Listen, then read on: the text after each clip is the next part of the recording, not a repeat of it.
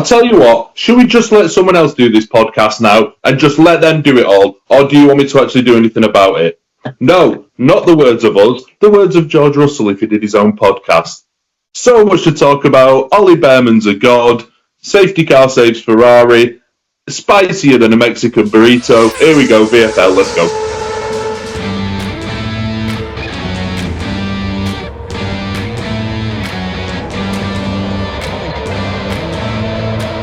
Yes, hello, welcome to View from Luffield.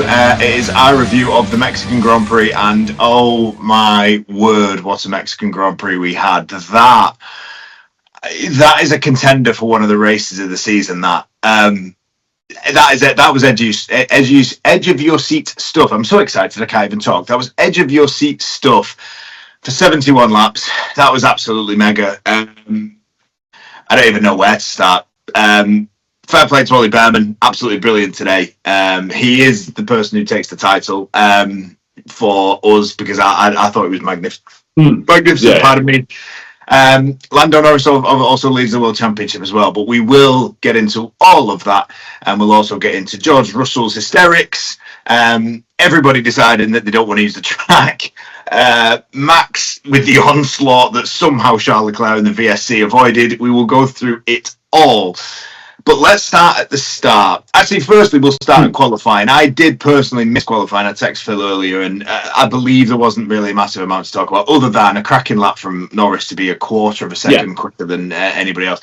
And fair play to the Ferraris as well for having a little bit of speed. So, a lot of speed, should I say. Sorry, it's a little bit patronising of me to say a little bit. Really?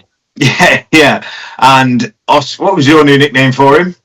Oscar Piastri, because he seems to be clutching disaster out of the jaws of victory at the moment, doesn't he? So yeah, I mean, he had a poor Saturday, but other than that, we won't spend too much time talking about qualifying because there was so much to go through in the race, and it was just epic from start to finish for me. What a race! Genuine contender for one of the races of the season. At the end of the season, when we do our award show, I think it's going to be right up there with a couple of others. So.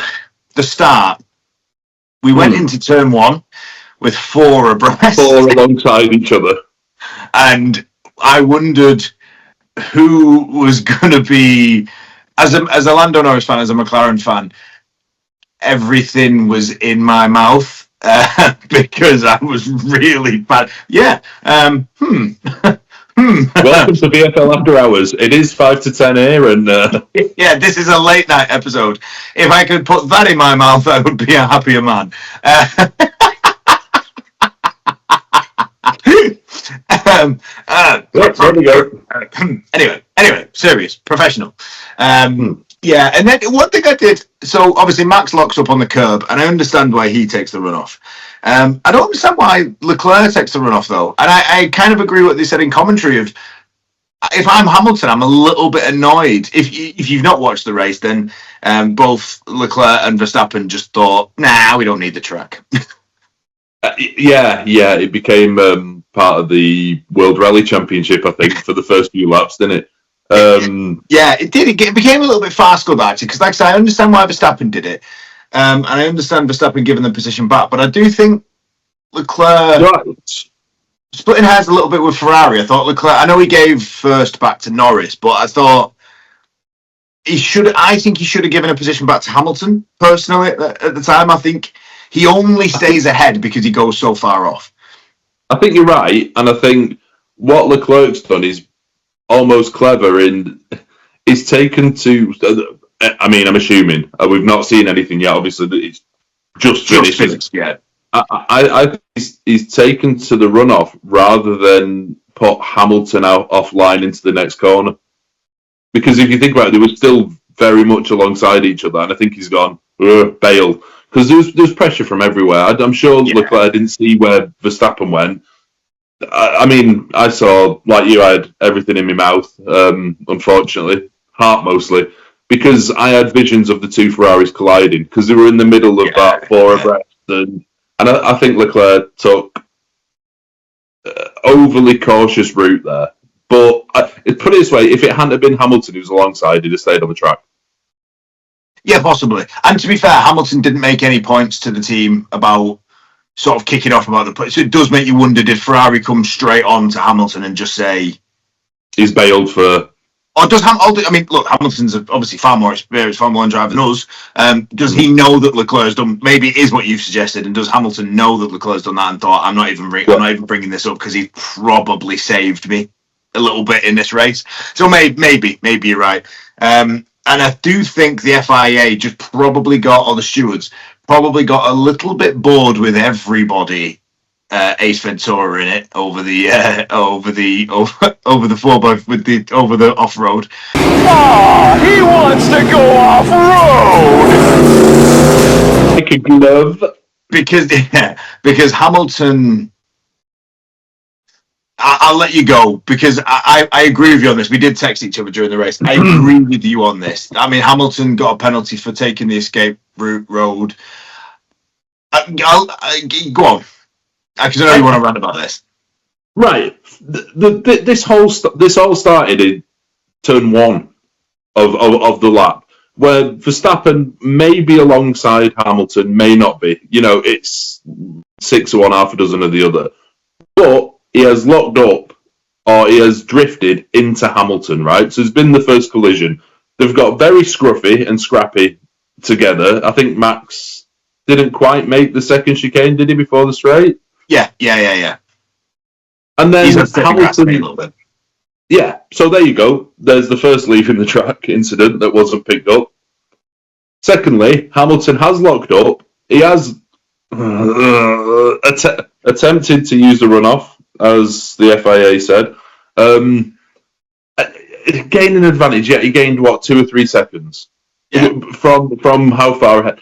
A 10-second penalty. When you saw the guy lock up, he wasn't making that corner. No matter what you say. Now, that might have been driver error, that might have been anything, but 10 seconds is a ridiculous penalty, considering his own teammate went for walkies. Verstappen actually went round the stand on the first corner and came back out. Verstappen made his own track. 10 seconds. You know, everyone used to talk about Ferrari being, or the FIA being Ferrari International Assistants. Well, I don't know who's dumped who, but the FIA certainly don't love Ferrari anymore, do they? As a non-Ferrari fan, I thought that was extremely. Sorry, I'm just glancing at the telly because they're doing that really, really embarrassing thing that they do at Mexico, where you've got Leclerc and Verstappen are on the podium behind him, and Lando's getting raised in the middle of it, and he's doing that awkward wave of. At least he's not wearing a Mexican sombrero this time. He just has his hat on. He's embarrassing, you know. Yeah, so I there's 2 bits on that. One, I think the penalty is incredibly harsh. I agree with you, especially when you counteract that with Carlos Sainz got a 5-second penalty for speeding in the pit lane. Now, if you consider just how unsafe, it's not Carlos Sainz's fault. I accept. Blah blah blah. Well, no. That's unsafe. That's a safety issue. You've got people there, media and whatever else. So for Sainz to only get a 5-second penalty for that and Hamilton to get 10 for his, I don't think the punishment fits the crime. We've said this a million times in F1, where the punishment doesn't fit the crime. The other flip side to it, though, and they said it in commentary, I think Karun Chandhok said it, that why Ferrari not got... There was a lot of team radio confusion just this week, just today, from a lot of teams, and we'll go into a few more in a bit, but like, I don't understand why no one from Ferrari's just said, don't give the place back. You don't have to, but just lift off a little bit. Yeah, just let him catch up a little bit so we get an argument. I think the simple fact that he got back onto the track and just shot off. Maybe Ferrari weren't expecting a 10-second penalty. I don't think anybody was expecting a 10-second penalty. Maybe Ferrari just weren't expecting that. But I mean, they could have avoided it. Did they have to? Maybe not. But they could have done, and maybe should have done, I suppose. But what I will say, though, is barring this horrific lift and coast issue that Ferrari have this season, I actually think that was one of Hamilton's strongest races for Ferrari. I agree. Fading in the end, but there was nothing else to go after. But everything else, I'm sure we'll have comments in the posts about me backing Hamilton. So nice to see you all again. I think it was a shame for Lewis that that happened, because I do think that sort of ruins his race a little bit early, doesn't it? And it gives him, like you said, it gives him nothing to race for. The only problem is, again, it's another occasion with Ferrari where they got one bit right. They were so quick in qualifying, and then I know Leclerc finished second. We'll get on to that, but they got one bit right, and then they just couldn't get the second bit right. Like I say, the lift and coast issue and what have you. But I mean, let's be honest. Leclerc was keeping Norris reasonably honest. The problem is McLaren said, "Right, we can push now," just as Ferrari was saying, "We can't push now." And then the gap, grows massively. And I mean, what I will say is, which two drivers hit each other on the first corner? Oh, the Super Smash Brothers got into each other, didn't they? Colapinto and Stroll. Sorry. Do you know? I must admit, I saw them two 19th and 20th on the grid. And do you know what? With all the other melee, I did see Stroll facing the wrong way around. Weirdly enough, that didn't catch my attention because it's Stroll facing the wrong way around. I must admit, with all the other melee, I completely forgot that. Stroll and Colapinto. Is that bad that doesn't even register as something that you noticed, that Stroll and Colapinto just went into each other? Next thing to pick up on, George Russell. Let's go to George Russell's, because I know you're going to enjoy this bit. Let's go to George Russell's. What's the word? Tantrum. Do you know what though? I will say this for George Russell. I agree, and I agree with what he was saying. And I think if they do a little bit earlier, maybe he has a better fight with Bearman, a better chance with Bearman. Maybe he can avoid the fight that he ends up with and eventually getting passed by Piastri. Like, maybe he can avoid all that if they do that sooner. It goes back to what we were saying before. Ferrari not making a decision with Hamilton, not telling him just pull that back. Why did Mercedes take so long to make that decision? He doesn't need to be the way he is about it, I accept, and it did cause some humour in the View from Luffield WhatsApp group. But I don't understand why they didn't do it sooner. And I did like Antonelli as well when Piastri got Russell. Straight away went, can we swap positions now? Fair play to the Mercedes person who said to George Russell, in the end, obviously it never happened, but that I wonder why it never happened. I imagine his response started with F and ended with F. They did swap. Oh, did they? Sorry, have I missed that? Yeah. Sorry, I must have missed that. Antonelli came through, yeah. Oh, sorry, I missed that. All right. Well, the calmest person in the world, by the way, is the Mercedes guy. When Russell goes, I mean, I'm paraphrasing now, so I can't remember the full statement, but there's a McLaren behind me. Do you want me to let him past as well, or what? And the Mercedes are kind of going, no, thank you. I love that. And we've spoke about this even before we did this channel. We've spoke about this about GP Lambiaso. I've always felt sorry for him, how he's got to deal with Verstappen just. Even when he was 4 years in front, the last two seasons, he still had Max having a go at him, and it's just got to be. It's the most difficult job in Formula One. I don't care what anyone says. To be the race engineer, the guy who has to say, "There's a McLaren right up my effing bum," and they weren't his words. Do you want me to let him through? No, thank you. that was class. No, thank you. Yeah, I like that. I do think though that if Mercedes would have let George Russell through earlier, I'm not saying he gets Bearman, I'm not saying he avoids being got by Piastri, but I think he has a better chance of both of those two things. I think they just took too long to make that decision. Yeah. Moving on to Bearman, unpopular statement here, or it might be popular, you might agree with me. They were right to put the softs on. Yeah, I agree, and I think they said I know they gave away third, but that was right. That was the proper. They would have lost third. The pace that Verstappen was going at. I think if everybody else around him maybe stays out, he keeps those cars around him, and that can help him defend when inevitably Verstappen comes. But I think the minute that everybody started, I know they followed suit. They had to, and fair play. It was a quick stop, and I think we all were willing Ollie Bearman along to get onto the podium. And such a shame they didn't get it, but he's still 100% still driver of the day. But yeah, no, I agree. I do agree. I think at the time I thought, what are you doing? This is a one stop. But in hindsight, I don't think he was never going to get third. And I think the only chance he maybe gets puts him on safety car maybe can hold Verstappen off, but I think you just got to accept inevitability there. But Ollie Bearman to give the Ollie Bearman appreciation post, there was times in that race where he sort of was in positions that he almost, I'm not going to say didn't deserve to be, because he certainly did today, but positions that he's maybe not used to being in, and he just didn't phase him. He didn't phase him. He didn't look out of place. He was calm.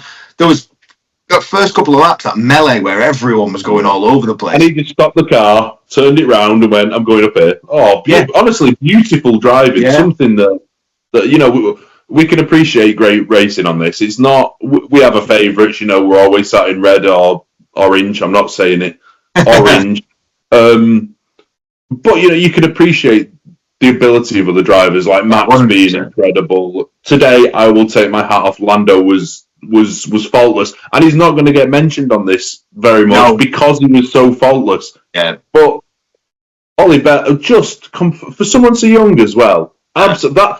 That's the most composed drive I've seen from him since he replaced Saudi. Sainz Saudi. Absolutely brilliant. I must admit as well, we've flip flopped throughout this course of the season. When we will have an award show coming at the end of the season, and one of the awards will be. Yeah, one of the awards will be Rookie of the Year. And we started off by saying it was Isaac Hadjar. There was no way that anybody was going to topple him. Then my Gabriel Bortoletto back in, and there was a period where he just looked absolutely irreplaceable as a Rookie of the Season. Now, all of a sudden, we are, and it might only be based on one race, but I thought it was good in Austin as well. Like, we're looking now at Ollie Bearman, and now there's an argument to say that's going to be a tough one to call between them three, for me. I think so. Yeah.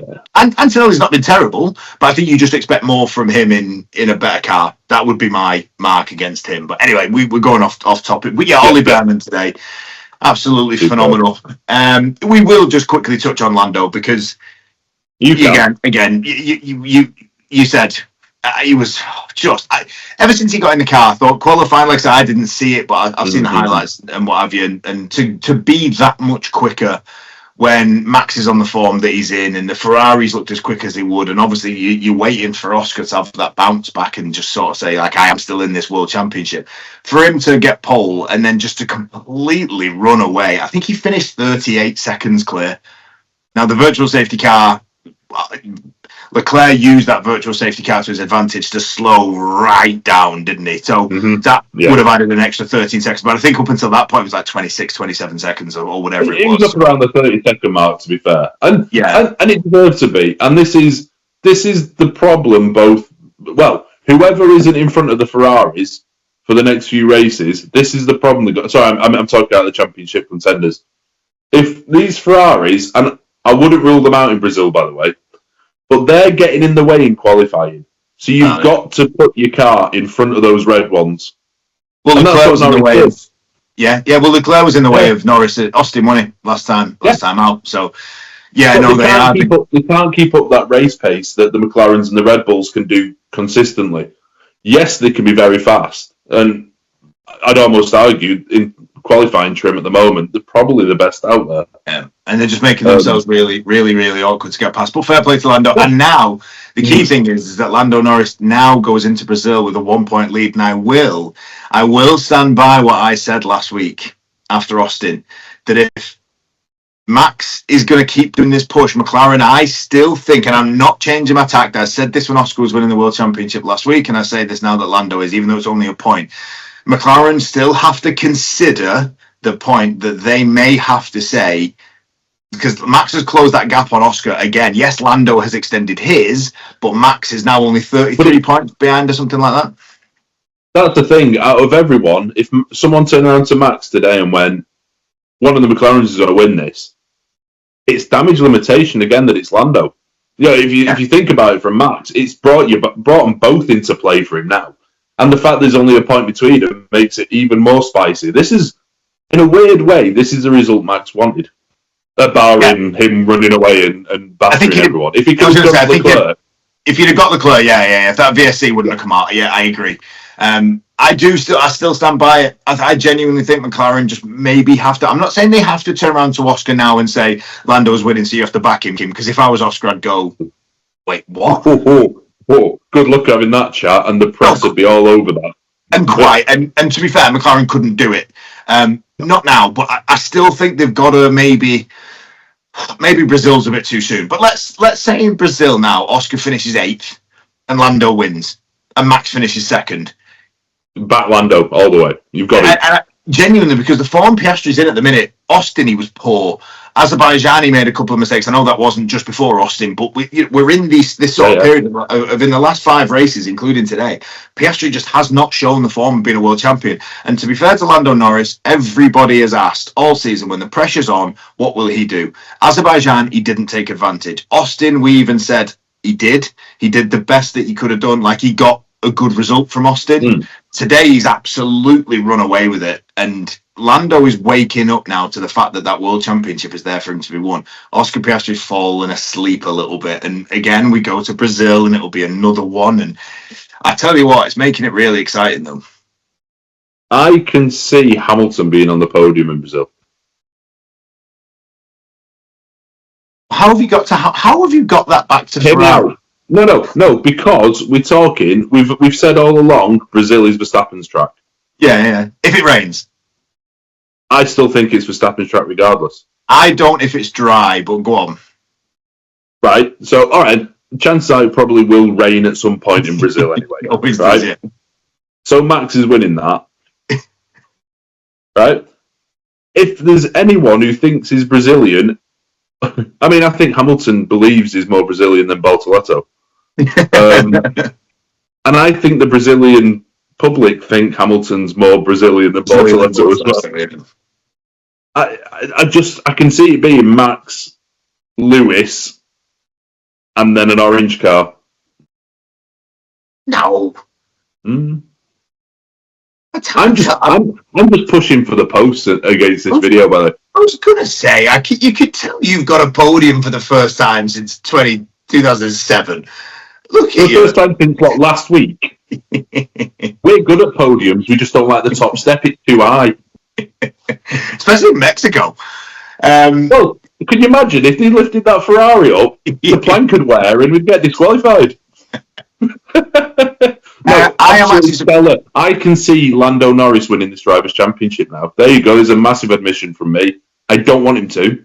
I can now. Funnily enough, actually, I've just glanced at the TV. Oscar's getting interviewed. Obviously, I can't hear what he says because I've muted it. But bit worrying for him. I am actually surprised. One thing I will say, I am actually surprised that you are wearing a Ferrari T-shirt and that you're not wearing a T-shirt that sports your new favourite part of Formula One, the virtual safety car. Oh, well, I am going to get either, obviously, depending on where we are, it's either going to be a CrowdStrike red Mercedes T-shirt or Aston Martin one. No, it's virtual, wasn't it? So, you know. Yeah, it was virtual, yeah. Yeah, we got a T-shirt with VSC written on the front. Oh, I mean, I'm going to be campaigning from lap 1 next week. Let's get the VSC out. It's unsafe. From a neutral point of view, that was heartbreaking, wasn't it? From Laura's point of view, it's heartbreaking. You should have seen the abuse I got for the safety car because I brought it out. So yeah, you did. I'm actually on the VSC. Why? Yeah, why? I don't get me wrong. He was as a Ferrari fan, we'll be glad it was, and don't get it though. For Ollie Bearman's point of view, we're glad it weren't. For Lando Norris's point of view, we're glad it was, and whatever else. But I don't get it. I don't get why it came out. There was no. The double wave yellows are fine. Then they got it behind the wall, and it was almost when Sainz's car went behind the wall. That's when they brought the VSC out. So I think the stewards have been a little bit overwhelmed today, and I think they've got quite a little bit of stuff.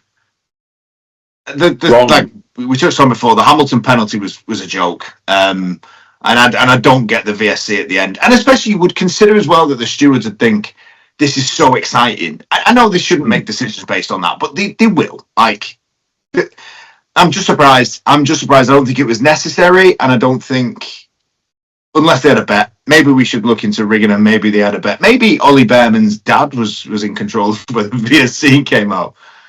Yeah, I mean, usually Max Verstappen gets the benefit of these safety car calls, doesn't he? Maybe it was Ferrari international assistance. Oh, what, apologising for the nonsense that we got earlier? So what we're now saying then is that the FIA don't like Lewis Hamilton, but like Charles Leclerc. Yeah. and don't like Max. And maybe they don't like Oscar Piastri. Maybe they don't like Australians. I don't think Oscar Piastri likes himself at the moment, the way he's driving. So I know it's a shame because do you know what? He's a point behind. We're talking about it as if he's out the title race. But he was how many points ahead? Yeah, and he's really letting this. I thought he did well actually to go from 7th, terrible start, to recover it and get himself into 5th. I think. And to be fair, without the VSC, he probably gets Bearman, I'd argue, and gets into 4th. And I suppose that's the thing. We're saying he's had a disaster. Without the VSC, he probably gets Bearman and is therefore probably still leading the World Championship. The difference being he was quite a way ahead a month ago, and that he would have been 2 points behind, 2 points ahead of something like that. It's funny, so, we spent a lot of time. I mean, lots happened in the race, and I'd highly recommend anyone who hasn't watched it go watch it rather than listen to us. We could talk all night about this, but I'm aware that no one wants to listen to us for all night.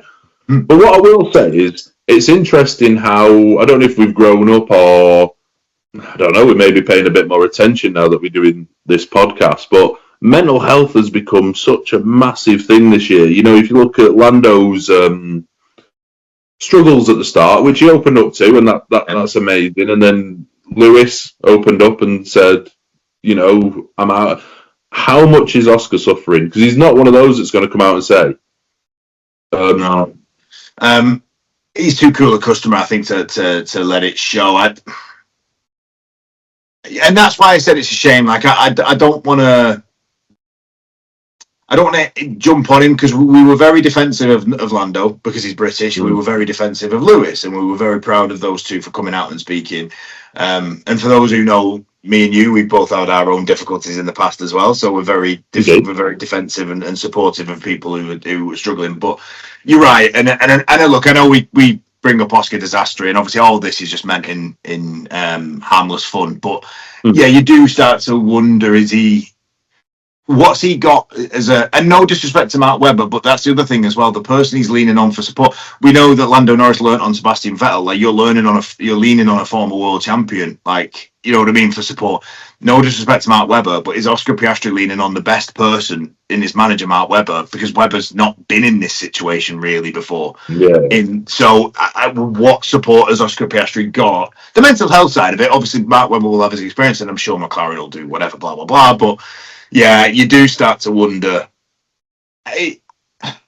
Look, he's a point behind. Let's not overplay. Point behind him in the world. But I get your point. Yeah, I get what you mean, and I think Qatar's a good race for him. I think Brazil will be a good race for McLaren if it stays dry. So he's certainly not out of it. Is there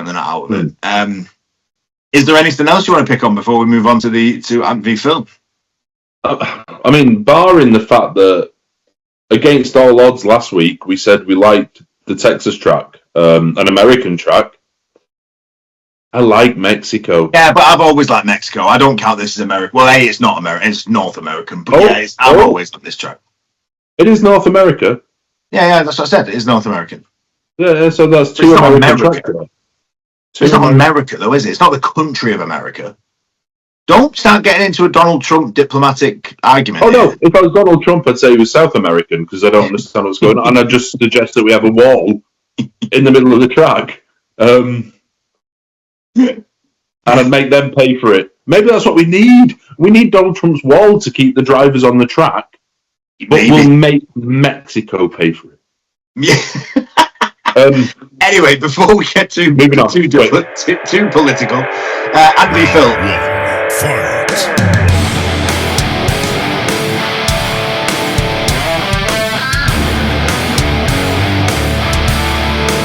It was 9-5 before we came here to Mexico, in North America, South America if you're Donald Trump. It is now 9-6. So fair play to Phil. Phil picked Lando. Actually, you owe Lando Norris an apology because you turned your face up at picking Lando Norris. And I know, and as you can see, there wasn't much faith because the Tash has already been started to be cultivated. He drove amazingly, so I take it back, Lando, and I apologise. Not that you'll ever listen to me or care what I think. No, true. It is 9-6 then as we go into Brazil. We will do our predictions for Ant v Phil on next week's episode because we do have a gap now between now and Brazil. And then we have another gap and then we have no more gaps. So it is 3 in a row, Vegas, Qatar and Abu Dhabi. So we will keep on top of that. If I win in Brazil, then I can't lose. Mm-hmm. We can still draw though, can't we? We can still draw, but if I win in Brazil, I can't lose. So here's one for you then. I have a suggestion for next week's episode. I know you know nothing about this. I was very lucky. I got to do my top 10 drivers of Formula One. I won, and I'm sure everyone else does, and please comment, Ant's bottom 10 drivers of Formula One. Why do I get fine, but why do I get all right, okay. Next week's episode is decided. I will do my top 10 worst drivers to grace F1. Bottom 10 worst drivers in my lifetime. Is that what we're doing? In your lifetime, yeah, you've got to have seen them. I mean, there were some truly horrible ones. Okay. I've got a feeling your number one might still be driving. Yeah, I think he might. Yeah, weirdly enough, I think he might. I think there'll be a few more. I've already got about 12 in my head. Do I have to narrow it down? But there you go. I just think what a great list to discuss. I mean, it might not lead to many arguments because we'll both just sit there and go, God, he was crap. We might have to have the swear machine out for next week. Yeah. Okay, so that is next week's episode then. Decided I will give you my top 10 worst drivers in my lifetime in Formula One from recent memory. There will be some recency bias in there, I can guarantee. So that is it for us this week. It is 9-6 on Ant v Phil. We'll give you the predictions when we come back to you next week when we do this episode about my worst drivers, which should be fun. For that, though, congratulations to Lando Norris. That is an absolutely cracking performance all weekend. Ever since he got in the car in FP2, he was phenomenal. Now leads the World Championship by a solitary point over Oscar Piastri. Max Verstappen is still in there, about 33 points behind. I haven't seen the table, but I think it's about 33 points behind. Are Ferrari second now? Yes, I did see that. Again, sorry, I will, when I've edited this one, when I edit this and when I put this up live, we will have the tables to show you. I think Ferrari have gone second, but we will get confirmation of that in a minute. But yeah, so that is it. So we will be back next week. We'll do my top 10 worst drivers in Formula One. That'll be a laugh. And then we hit right back into it with Brazil the following week. So thank you for joining us. Congratulations to Lando Norris. Congratulations to Ollie Bearman. I know it wasn't your first podium, but what a phenomenal drive from Ollie Bearman. And that is it. So we will see you next week. Until then, ciao. Goodbye.